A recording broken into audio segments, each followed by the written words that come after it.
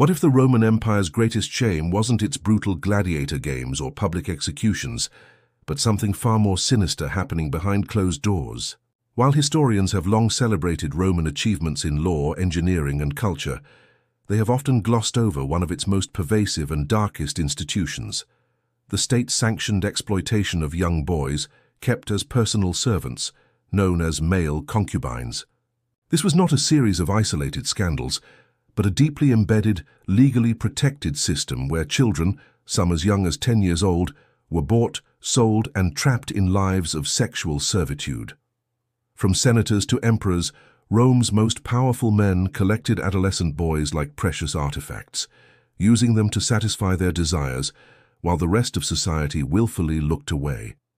The Roman Empire didn't just conquer territories and build roads, it cultivated an entire economy around the systematic abuse of children, and the evidence buried within ancient texts reveals a horror that challenges our very understanding of civilization itself.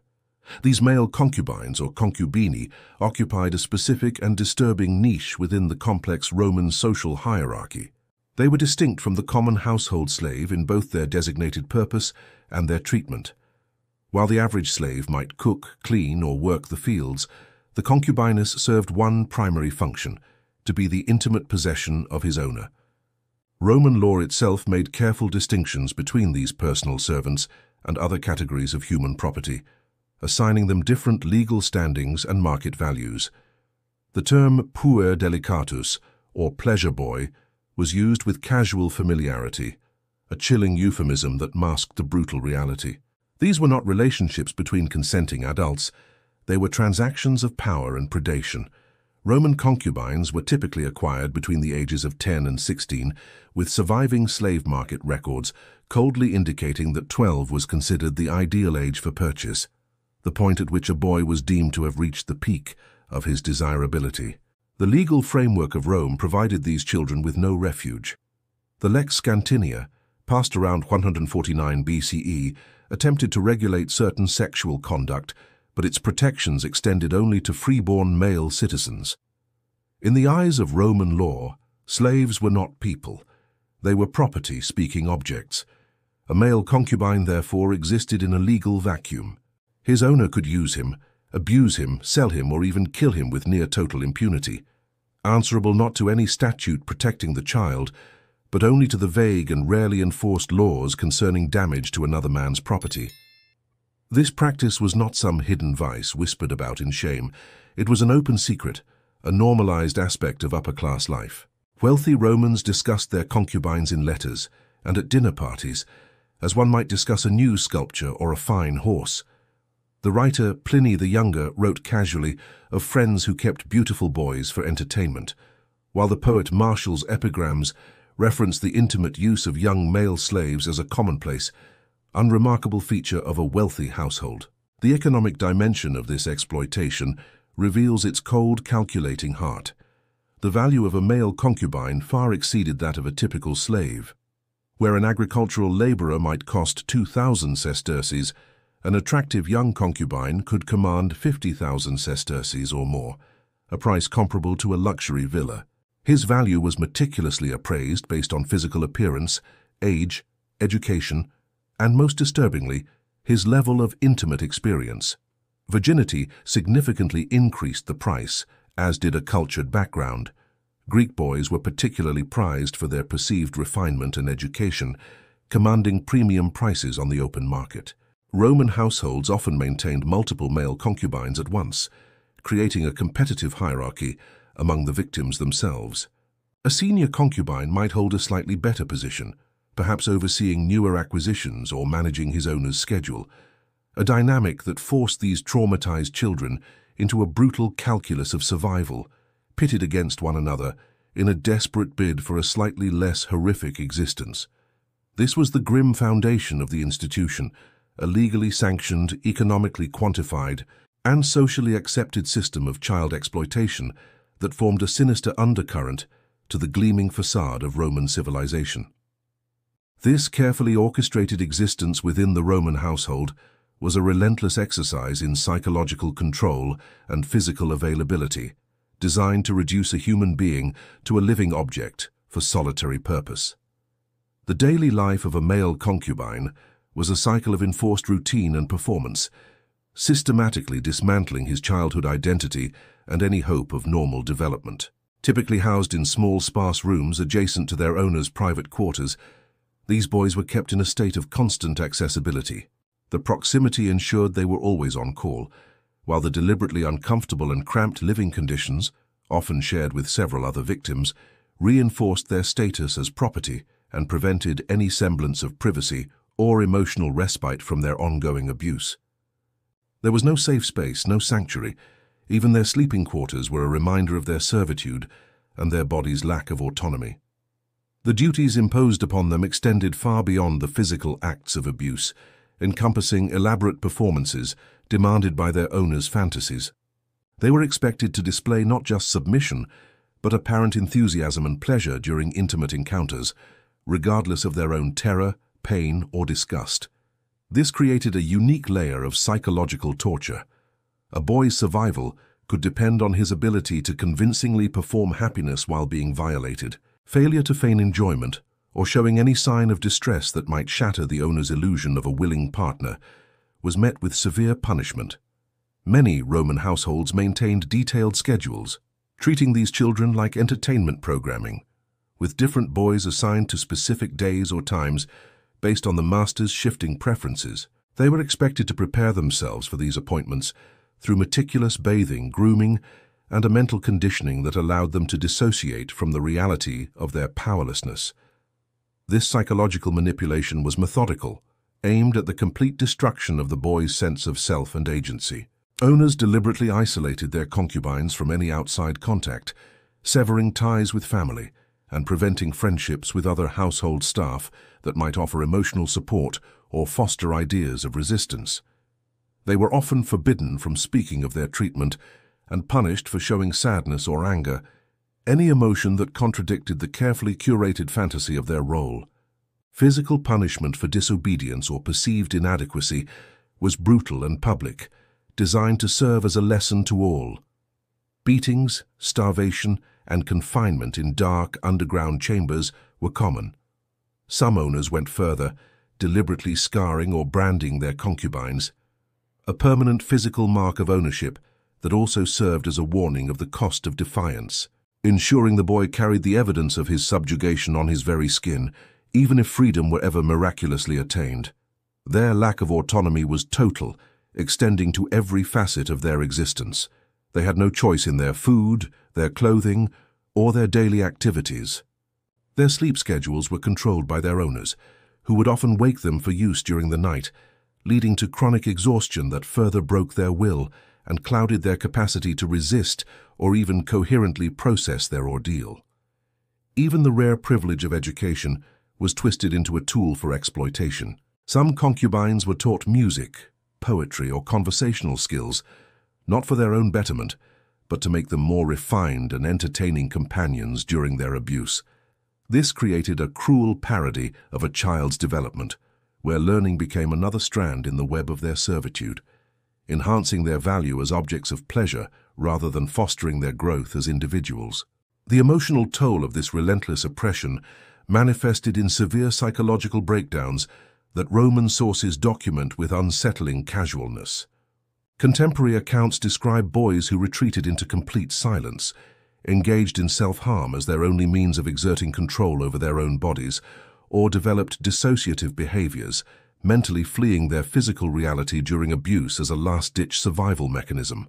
The supply chain that fed this relentless demand was a multifaceted engine of human suffering, operating with a brutal efficiency that spanned the vast expanse of the Roman Empire. War captives provided the largest and most constant source of new concubines, with Roman legions systematically targeting adolescent boys during their military campaigns. When a new territory was conquered, commanders allowed soldiers to claim young captives as personal plunder.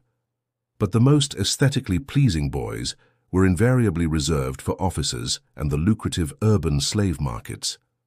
Military records from the campaigns in Gaul, Germania, and Britain document this grim harvest, detailing the capture of teenage boys who were then forced to march hundreds of miles in chains to major trading hubs like Rome, Alexandria, and Ephesus.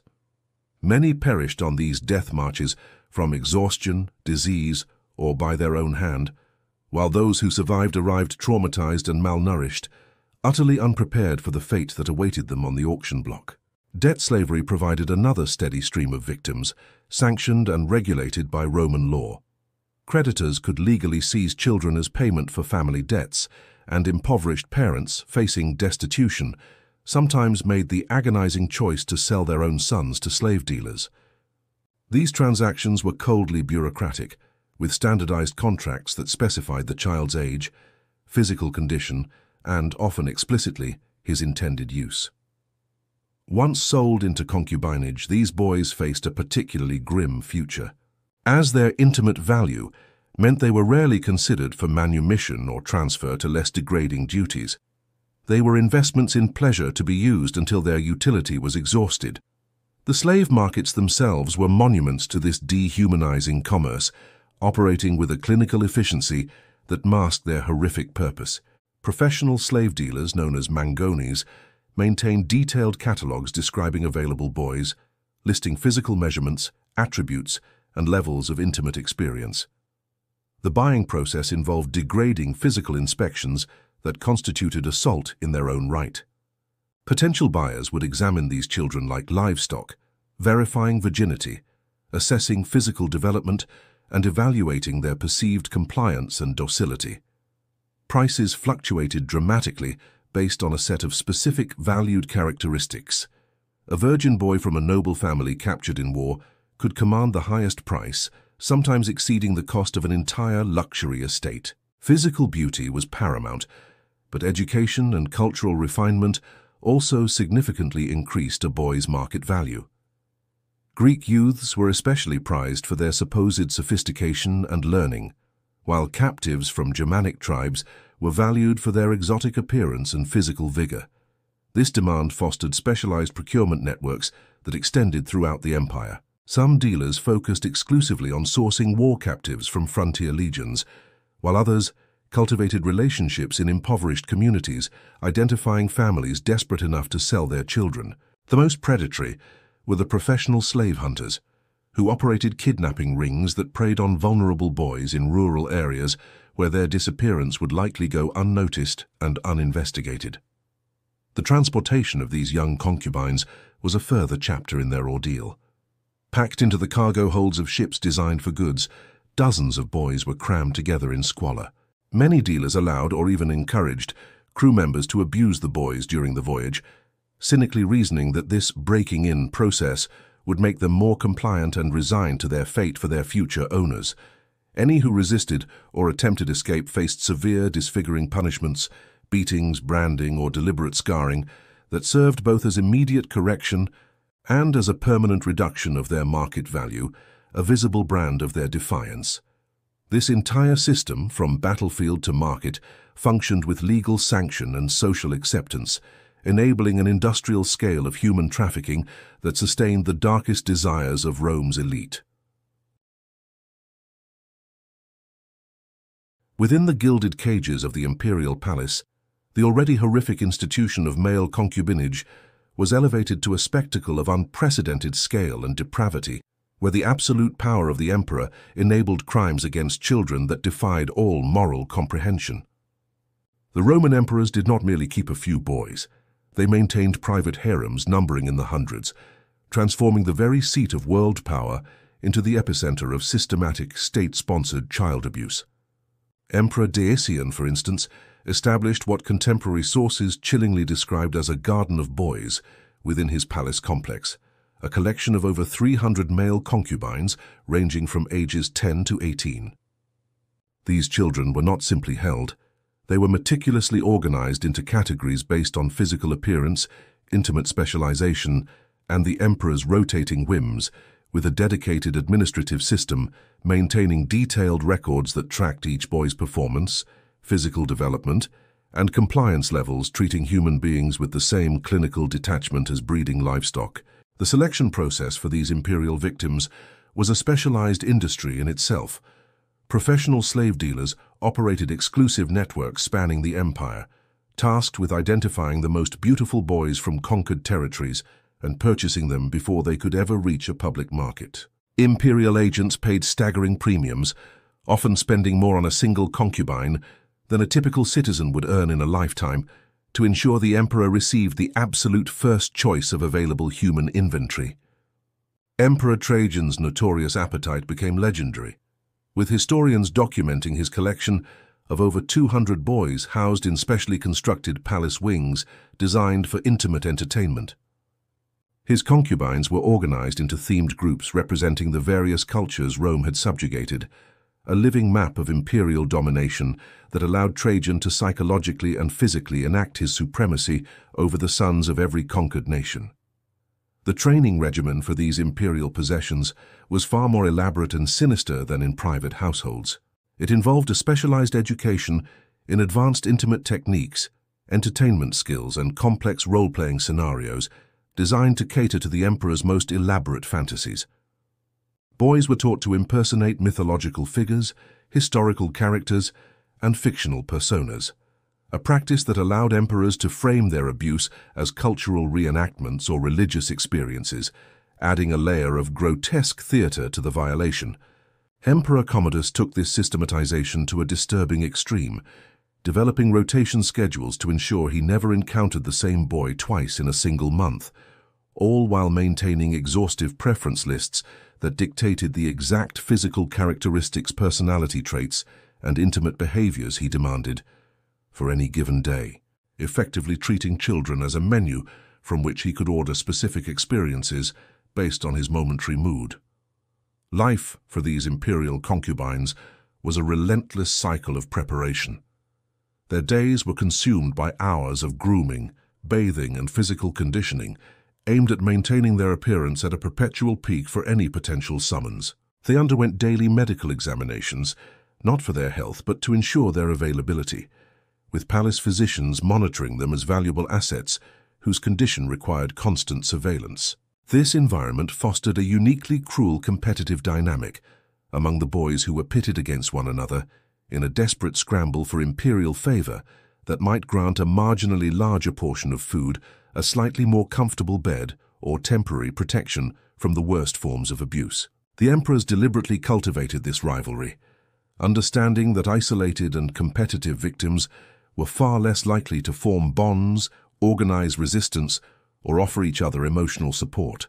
Punishment for failure, whether a lack of enthusiasm, a perceived imperfection, or simply the misfortune of no longer appealing to the imperial taste, was swift and often public within the palace walls, ranging from humiliating demotions and assignment to more degrading roles, to being transferred to other imperial properties where they would face even greater brutality from officials who felt no need to maintain the thin veneer of luxury. Perhaps the most chilling intersection was the use of these boys as political tools. Emperors would force their concubines to perform intimate acts before visiting dignitaries, foreign ambassadors, and Roman officials, turning the children's abuse into a public demonstration of absolute power. A visceral lesson that there were no limits to the emperor's will, and that even the most intimate degradation could be wielded as an instrument of state. Among the most horrific and irreversible practices within this system of exploitation was the deliberate castration of young boys, a permanent physical mutilation designed to preserve their youthful appearance and ensure their complete, lifelong availability. This procedure, performed on children as young as 8 years old, represented the ultimate transformation of a human being into an object, surgically halting their natural development to cement their status as perpetual victims. The techniques varied in their brutality, dictated by the resources and desired outcome of the owner. Wealthy patrons, including the imperial court, could afford trained physicians who used bronze instruments and administered opium for minimal pain relief, though the procedure remained excruciating and perilously dangerous, regardless of the practitioner's skill. The mortality rate was staggering, ranging from 30 to 50%, meaning for every boy who survived the operation to become a eunuch concubine, at least one other child died on the table from shock blood loss or the inevitable infections that followed. The most common method involved the crushing or removal of the testicles while leaving the penis intact. This approach was favored because it allowed the boy to continue to function sexually for his owner, while preventing the onset of puberty, the deepening of the voice, the growth of facial and body hair, the development of masculine musculature. It froze him in a state of androgynous youth, extending his useful lifespan as a concubine. The procedure was typically scheduled for the summer months, when the warmer weather was believed to lower the risk of fatal sepsis, a grim calculation in a process already devoid of humanity. More extreme, and far more lethal, was total castration, the complete removal of all external genitalia. The survivors of this radical surgery, known as spado or smooth boys, were considered the most valuable and exclusive type of concubine, their altered bodies seen as the pinnacle of submissive beauty. This operation required exceptional surgical precision and carried a mortality rate that could approach 70%. Those who did survive faced a lifetime of severe medical complications, including chronic pain, incontinence, constant urinary tract infections, and profound psychological trauma from their irreversible disfigurement. The motivation for this barbaric practice was purely economic. A successfully castrated boy could command a price 3 to 5 times higher than an intact male slave of comparable age and appearance. His inability to reproduce eliminated any potential succession disputes or claims on the family lineage, a practical concern for wealthy households. More importantly, his arrested development guaranteed the preservation of the delicate, youthful features that Roman buyers so highly prized, making him a sound, long-term investment in pleasure. For the owners, it was the final act of domination, a permanent alteration that stripped the child not only of his future manhood, but of any conceivable autonomous identity. He was, in their eyes, perfected as property. The boys who underwent this ordeal, whether they survived or not, were the ultimate symbols of an empire that had refined the art of human exploitation to its most vicious and calculating extreme, willing to permanently maim and murder children, for the sake of luxury, convenience, and the warped aesthetic desires of the powerful. Confronted with a life of unending abuse and the horrific permanence of physical mutilation, the victims of this system were left with few avenues for resistance, each more desperate than the last. The most fundamental response, escape, was a near-impossible fantasy fraught with insurmountable obstacles. A concubine had no legal status, no money, no possessions, and no safe destination. Roman law mandated that all free citizens assist in the capture of runaway slaves, transforming every stranger into a potential agent of recapture. Most attempts ended within days, the fugitives dragged back to their owners to face exemplary punishment designed to crush their own spirit and serve as a grim warning to others. These punishment systems were deliberately brutal and public spectacles within the household. Common retributions included severe floggings, branding with ownership marks, deliberate facial or bodily scarring to ruin their value and mark their shame, prolonged starvation, and confinement in lightless, underground chambers. Some owners employed mutilation as the ultimate deterrent, publicly cutting off a finger, toe, or ear from a rebellious concubine to demonstrate the tangible, physical cost of defiance to every other boy trapped in the same nightmare. Faced with the near certainty of brutal recapture and the escalation of their suffering, many concubines chose the only form of ultimate control left to them: suicide. Contemporary sources, with their unsettling matter-of-factness, document numerous cases of boys who chose death over continued exploitation. The methods were as varied as they were tragic: hanging themselves with torn strips of bedding, drowning themselves in household cisterns or garden ponds, secreting away poisons, or deliberately inflicting wounds that would lead to fatal infections. In some of the most poignant and devastating acts of solidarity, small groups of boys coordinated their suicides, supporting one another in a final collective act of defiance against their oppressors, choosing a shared death over isolated, endless subjugation. The rare successful escapes almost always required external assistance, typically from a sympathetic member of the household staff, a cook, a cleaner, or a lower-ranking slave who risked everything to offer a moment's chance. These acts of courage were extraordinarily dangerous, as anyone caught aiding a runaway faced severe torture and execution. A handful of documented cases tell of concubines who found an unlikely path to freedom through military service. escaping during the chaos of war and losing themselves in the legions, where their past could be concealed. Yet these success stories were the exceptional, almost mythical anomalies, offering no realistic hope for the vast majority of victims who remained trapped in a legal void. The law provided no sanctuary. It was the very architecture of their prison. Concubines were property, not persons, and the few legal remedies that theoretically existed applied only in cases where an owner's actions, such as killing another man's slave without cause, constituted damage to property, not a crime against a person. For the boy himself, the system offered no protection, only the cold, unyielding certainty of his own powerlessness. Confronted with a life of unending abuse and the horrific permanence of physical mutilation, the victims of this system were left with few avenues for resistance, each more desperate than the last. The most fundamental response, escape, was a near-impossible fantasy fraught with insurmountable obstacles. The concubine had no legal status, no money, no possessions, and no safe destination.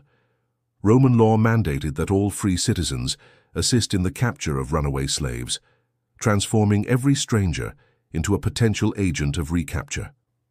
Most attempts ended within days, the fugitives dragged back to their owners to face exemplary punishment designed to crush their own spirit and serve as a grim warning to others.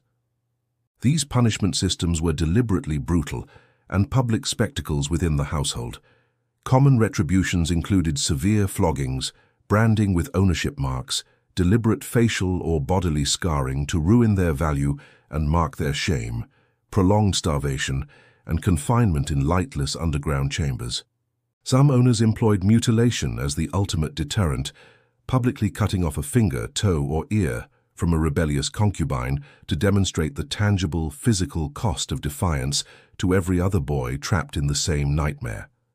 Faced with the near certainty of brutal recapture and the escalation of their suffering, many concubines chose the only form of ultimate control left to them: suicide. Contemporary sources, with their unsettling matter-of-factness, document numerous cases of boys who chose death over continued exploitation. The slow grinding end to this institutionalized horror did not arise from within the Roman moral conscience, but was ushered in by an external force that challenged the empire's very foundational beliefs about power, property, and personhood: the rise of Christianity. The transformation was not a swift revolution, but a gradual erosion over several centuries, beginning with the first organized moral arguments against the exploitation of children and slaves that pagan Roman society had long accepted as an unremarkable privilege of wealth. Early Christian leaders, drawing upon a theology that asserted the inherent worth of every human soul, became the first consistent voices of condemnation. They preached that every individual, regardless of their legal status, possessed a divine spark that made them worthy of moral consideration, a concept that directly contradicted the Roman legal fiction of the slave as a mere speaking tool. Figures like John Chrysostom thundered from their pulpits against the wealthy men who kept young boys for pleasure, framing the practice not as a cultural norm, but as a grave sin that corrupted both the abuser and the abused and endangered the souls of all who tolerated it. This ideological shift began to find its way into imperial law following Emperor Constantine's conversion in the early 4th century, marking the first significant, if tentative, legal challenges to the system. The initial reforms were limited and pragmatic, often focusing on protecting the children of freeborn Christians rather than abolishing the institution of concubinage outright. However, the legal momentum was building. A pivotal moment arrived with the Theodosian Code, established in 438 CE, which included a provision that made the castration of slaves a capital offense. This was a profound legal shift, representing the first time the state acknowledged that an act of extreme violence against a slave's body was a crime against the social order rather than merely damage to another man's property. Yet, enforcement across the vast and fracturing empire remained inconsistent, and the deeply entrenched practice proved resilient. Wealthy Roman traditionalists, who viewed their concubines as legitimate and valuable property, fiercely resisted these changes. Many Christian emperors, needing to maintain political stability, were forced to compromise, often allowing existing arrangements to continue while theoretically prohibiting new acquisitions, resulting in a slow generational phasing out rather than an immediate abolition. Within this contentious landscape, grassroots Christian communities undertook dangerous acts of practical resistance. Monasteries and religious networks sometimes developed clandestine operations for hiding and protecting escaped concubines, offering sanctuary despite the severe legal consequences, including imprisonment or death, for anyone caught subverting the property rights of a Roman citizen. This charitable impulse, rooted in the new theology of human dignity, provided a fragile lifeline for some victims. Simultaneously, the economic foundations of the empire were crumbling. The military pressures and systemic instability of the later empire made the maintenance of large, expensive collections of luxury slaves increasingly unaffordable for all but the very wealthiest families. The elaborate system of male concubinage, which had relied on immense concentrated wealth and secure trade routes, began to wither as the empire's economic structures faltered. The combination of this economic decay and the persistent, growing moral challenge from Christian doctrine created a pincer movement on the institution, slowly squeezing the life out of a practice that had seemed an unshakable pillar of Roman elite life for centuries. The eventual fade of institutionalized male concubinage did not mark a clean break from Rome's exploitative past, but rather a long, slow echo into the Byzantine era, a lingering testament to the deep cultural roots of this particular form of oppression. While the worst excesses were gradually curbed by Christian law and economic reality, the practice persisted in modified, though diminished, forms for generations. Wealthy elites in Constantinople, the new Rome, continued to keep young male attendants in roles that blurred the lines between personal service and concubinage, their exploitation now veiled in a more discreet, though no less real, subservience. The cultural appetite for such arrangements, so carefully cultivated over centuries of imperial history, could not be legislated away overnight. The Byzantine legal codes, while inheriting the Theodosian prohibitions, often displayed a conflicted attitude, simultaneously condemning the old practices while struggling to fully extinguish the social structures that sustained them. This lingering presence demonstrates that the abolition of the legal framework was one thing, the eradication of the underlying desire for domination, and the objectification of the young was another,